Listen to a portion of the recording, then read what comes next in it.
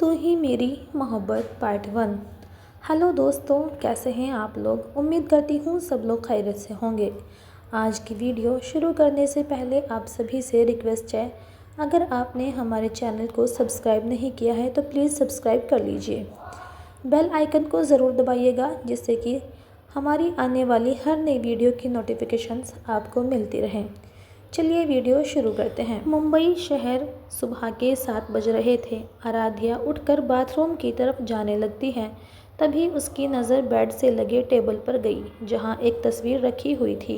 उसने तस्वीर को हाथ में लिया और कहने लगी, आई मिस यू लॉट। आप दोनों की बहुत याद आती है। आप दोनों क्यों चले गए मुझे छोड़कर। आप दोनों से ही तो मेरी दुनिया थी। आप दोनों के बगैर कुछ अच्छा नहीं लगता। काश आप दोनों मेरे साथ होते। ये कहते हुए आराध्या की आंखों में नमी तैर गई। आराध्या अपनी मां जानकी पाठक और पापा संजय पाठक के साथ आगरा में रहती थी। आराध्या अभी महज 21 साल की थी। आराध्या अपने मां और पापा की जान थी। हंसता खेलता परिवार था उनका, लेकिन एक दिन सब बिखर गया। उसके पापा की मौत एक एक्सीडेंट में हो गई। संजय जी की मौत से जानकी जी को गहरा सदमा लगा था। वो इस दर्द से उभर नहीं पा रही थी। तब से उनकी तबीयत भी काफ़ी ख़राब रहने लगी थी। एक सुबह, दीदी कब तक आप जीजा जी की याद में खुद की तबीयत ऐसे ख़राब करती रहोगी। आराध्या के मामा ने जानकी जी के पास बैठते हुए कहा, मगर जानकी जी ने कोई जवाब नहीं दिया। बस एकटक दीवार पर लगे अपने पति की तस्वीर को देखकर आंसू बहाती रहीं। ये देखकर मामा जी ने फिर से कहा, दीदी आप इतना कमज़ोर कब से पड़ गईं। आप तो बहुत स्ट्रांग थी। मैं जानता हूँ कि हम सबसे ज़्यादा तकलीफ़ आपको हो रही है जीजा की चले जाने से। हमें हिम्मत से काम लेना पड़ेगा। आप हिम्मत नहीं दिखाएंगे तो आराध्या बेटी को कौन संभालेगा। बेचारी बच्ची के सर से बाप का साया उठ गया। बोलते हुए उनके आंखों में भी नमी तैर गई। इतने में मामी जी चाय लेकर आईं और कहने लगीं, दीदी हम तो कहते हैं कि आप और आराध्या चलकर हमारे साथ रहिए। वैसे भी दीदी आराध्या बेटिया पढ़ाई के लिए हमारे यहाँ ही तो आने वाली थी, तो आप भी चलिए। उनके कंधे पर हाथ रखकर कहती हैं, यहाँ अकेले रहेंगी तो आपकी तबीयत और ज़्यादा ख़राब हो जाएगी। इतना सुनते ही जानकी जी ने एकदम तिरछी नज़रों से अपने भाई और भाभी को देखा और उनकी तरफ मुड़कर कहा, अरविंद, गरिमा मैं और मेरी बेटी तुम पर बोझ नहीं बनना चाहते। संजय तो मुझे छोड़कर चले गए। उनकी यादें घर के हर कोने कोने में हैं। ये घर उनकी आखिरी निशानी है। इसको छोड़कर मैं नहीं आ सकती। आराध्या अगर अपनी पढ़ाई पूरी करने के लिए जाना चाहती है तो जा सकती है, मैं नहीं रोकूंगी। जानकी जी ने इतना कहा था कि आप क्या बोल रही हैं माँ। पीछे से आवाज़ आई तो सबने पीछे मुड़कर देखा तो वहाँ आराध्या अपने आंखों में आंसू लिए खड़ी थी। रिया उसके साथ उसको संभालते हुए खड़ी थी। रिया का एक हाथ आराध्या के कंधे पर था और दूसरे हाथ से आराध्या के हाथों को थाम रखा था। आराध्या का भी रो रो कर बुरा हाल था। आंखें सूजी हुई, आंखों के नीचे काले घेरे पड़ चुके थे। आराध्या रिया के पास चलते हुए सोफे के पास आई और अपनी माँ के पास बैठ गई। अपनी माँ के हाथों को अपने हाथों में लेकर वो कहने लगी, माँ आपने ऐसा सोच भी कैसे लिया कि मैं आपको इस हालत में यहाँ अकेले छोड़कर अपनी पढ़ाई पूरी करने चली जाऊँगी। मेरे लिए आप ज़रूरी हो माँ, पढ़ाई नहीं। ये कहते हुए उसकी आंखें भर आईं। पापा को तो हमने खो दिया, मगर अब आपको नहीं खोना चाहते। आपसे ही हमारा फ्यूचर है माँ, हम अकेले कुछ भी नहीं। कहते हुए आराध्या रो पड़ी। अब चलेंगे तो सब चलेंगे, नहीं तो नहीं। आराध्या के इतना कहते ही जानकी जी ने आराध्या को अपने गले से लगा लिया। आराध्या इस बात से अनजान थी कि उसकी माँ का ये प्यार भी चंद दिनों का ही है। अगले दिन सुबह आराध्या नहाकर तैयार होकर किचन में सबके लिए चाय बनाने आई। आराध्या ने चाय बनाई और चाय लेकर डाइनिंग टेबल पर रखी। तभी मामा जी अखबार पढ़ते हुए डाइनिंग टेबल पर आ गए। गुड मॉर्निंग बेटा। बैठते हुए मामा जी ने मुस्कुराकर कहा। जवाब में आराध्या ने भी मुस्कुराकर गुड मॉर्निंग मामा जी कह दिया। इतने में मामी जी आ गईं। अरे आराध्या, तुमने क्यों चाय बना ली। मुझे आवाज़ दे दी होती, मैं बना देती। मामी जी ने कहा, कोई बात नहीं मामी जी, हमारा मन किया इसलिए हमने बना लिया। आप बैठिए ना, आराध्या ने मुस्कुराकर कहा और दोनों को चाय दी। अच्छा बाबा ठीक है, मगर दीदी कहाँ हैं। इस टाइम तक तो वो उठ जाती हैं, आज इतना लेट। रात को लेट से सोई थी क्या। गरिमा ने चेहरे पर चिंता के भाव लाते हुए पूछा। पता नहीं मामी जी, आप चाय पीजिए, हम माँ को लेकर आते हैं। इतना कहकर आराध्या अपने माँ के कमरे की तरफ बढ़ गई। कमरे का दरवाज़ा खोला तो कमरे में ना के बराबर रोशनी थी। आराध्या कमरे में दाखिल हुई और सीधे खिड़की की तरफ जाते हुए अपनी माँ को आवाज़ देने लगी। क्या माँ, आज से पहले तो आप इतनी देर तक कभी नहीं सोई। ये कहते हुए उसने खिड़की खोल दी और जानकी जी के पास आकर उन्हें उठाने लगी। माँ उठिए, सुबह हो गई, कहते हुए आराध्या के चेहरे के भाव बढ़ने लगे।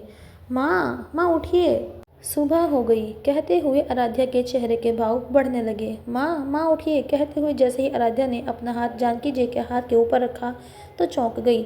उनका हाथ ठंडा पड़ चुका था। आराध्या के दिल किसी अनहोनी के डर से धड़कने लगा। उसके चेहरे पर डर के भाव साफ नजर आ रहे थे। वो चिल्ला पड़ी, माँ, माँ। आराध्या की आवाज़ सुनकर मामा, मामी और रिया भी वहाँ आ गए। क्या हुआ आराध्या, मामा जी ने पूछा। आराध्या की आंखें भर आई थीं। उसने भरे हुए गले से कहा, मामा जी देखिए ना, माँ अपनी आंखें नहीं खोल रही। इतना कहकर अपनी माँ को ज़ोर ज़ोर से आवाज़ देकर उठाने लगी। माँ उठो ना, क्या हो गया आपको, बात क्यों नहीं कर रही हो आप, उठो ना। मामा जी ने जल्दी से डॉक्टर को बुलाया। डॉक्टर ने उनका चेकअप किया और कहा, माफ़ कीजिए, अब ये इस दुनिया में नहीं रही। इतना सुनते ही सबके पैरों तले ज़मीन खिसक गई। आराध्या तो फपक कर रो पड़ी। माँ, आपने भी हमें अकेला छोड़ दिया। क्यों माँ, आराध्या की हालत बिगड़ने लगी। मामी जी और मामा जी ने उसे संभाला। आस पड़ोस के लोग इकट्ठा हो गए। आराध्या के सामने उसकी माँ का शव सफ़ेद चादर से ढका हुआ था।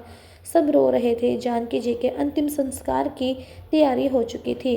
तब मामा जी ने कहा, दीदी को ले जाने का वक्त हो गया।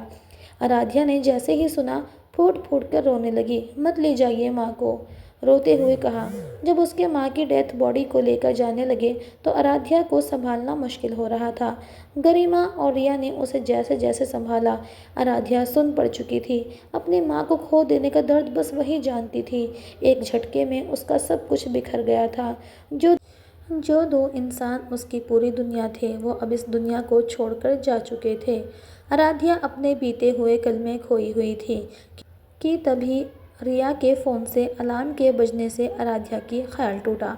वो रिया को आवाज़ लगाकर बाथरूम में नहाने चली गई। रिया बहुत ही चंचल और हंसमुख स्वभाव की थी। कहने को तो दोनों कज़िन सिस्टर थीं, लेकिन दोनों की दोस्ती बड़ी पक्की थी। जानकी के गुजर जाने के बाद आराध्या के मामा उसे अपने साथ मुंबई लेकर आ गए। आराध्या अपने मामा के परिवार के साथ ही रह रही थी। छोटी सी फैमिली थी उनकी। मामा अरविंद कश्यप, मामी गरिमा कश्यप, बेटी रिया कश्यप और छोटा बेटा अर्जुन कश्यप। मामा जी रेलवे विभाग में थे। मामी जी हाउसवाइफ थीं। अर्जुन अभी 6th क्लास में था और रिया का अभी अभी कॉलेज में एडमिशन हुआ था आराध्या के साथ। नहाने के बाद आराध्या तैयार होने के लिए आईने के सामने आ गई।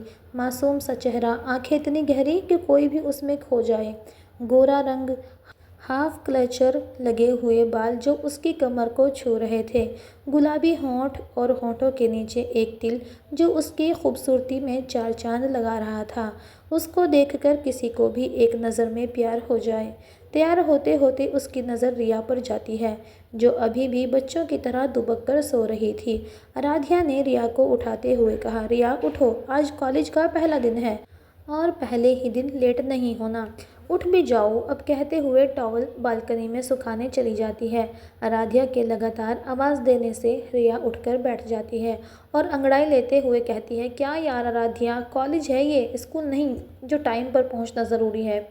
रिया ने कहा तो आराध्या बालकनी से अंदर आते हुए झूठ मूठ का गुस्सा होकर कहती है, हाँ ज़रूरी है, अब तुम उठो, चलो जाओ, नहा लो, जल्दी फिर निकलेंगे कॉलेज के लिए।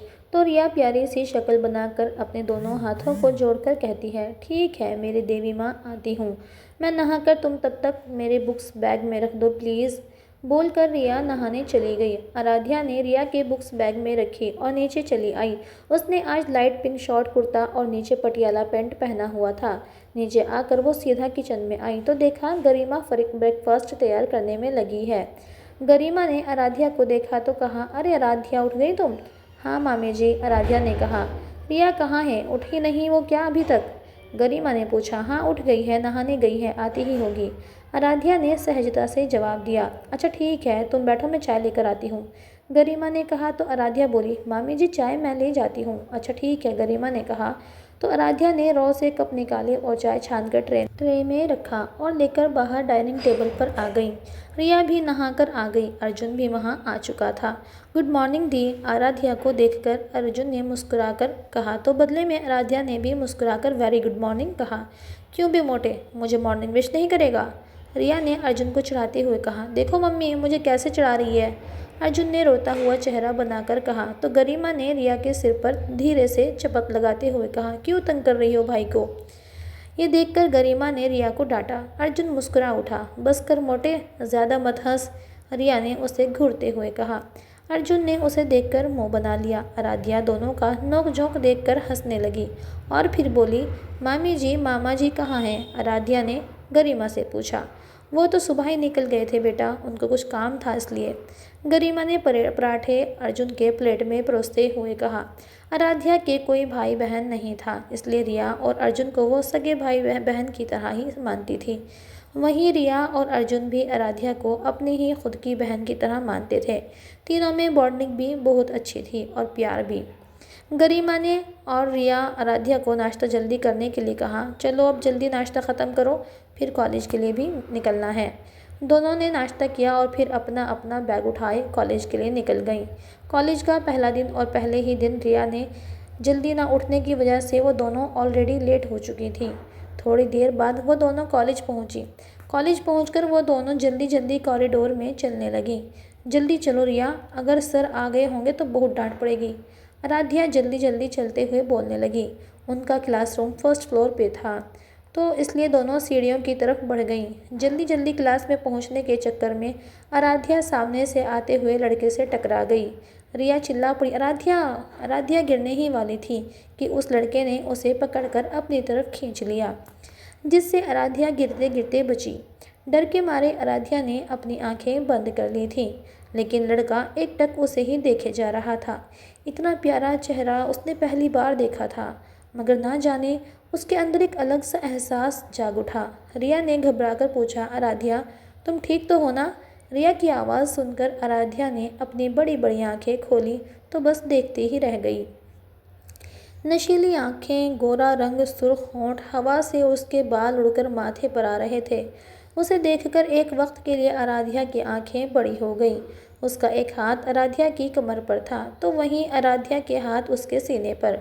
दोनों एक दूसरे के काफ़ी करीब थे। रिया की आवाज़ से दोनों एक झटके से एक दूसरे से अलग हो गए। ओए हेलो, दिखाई नहीं देता क्या तुम्हें? लड़के ने आराध्या को घूरते हुए कहा। आई एम सो सॉरी, हम जल्दी में थे तो देखा नहीं, घबराते हुए आराध्या ने कहा। वो लड़का उसे और कुछ कह पाता उससे पहले ही आराध्या जल्दी जल्दी वहाँ से चली गई। लड़का उसे जाते हुए देखता रह गया। न जाने उसे खिंचाव सा महसूस हो रहा था। क्या ये महज एक इत्तेफाक था या इन दोनों के किसी नए रिश्ते के लिए आगाह कर रहा था? कि वीडियो देखने के लिए अगला भाग ज़रूर देखें।